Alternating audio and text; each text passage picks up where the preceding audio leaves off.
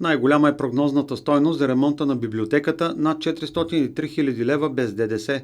В този културен институт предстои подмяна на вътрешна и външна дограма, врати, витрини и дървени прозорци. Предвиден е ремонт на настилките около сградата.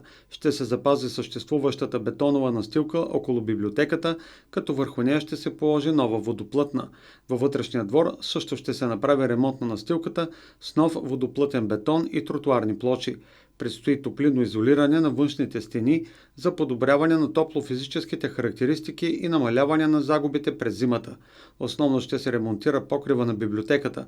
Предвижда се поставяне на профилна прахово-боядисана ламарина с минимална дебелина 0,6 мм върху съществуващото покривно покритие от брадолин. Предвижда се и демонтаж на съществуващия окачен таван на етажа и поставяне на нов от минерална вата. Ще се подмени отоплителната инсталация в сградата, а вместо досегашните осветителни тела ще се поставят нови енергоспестяващи.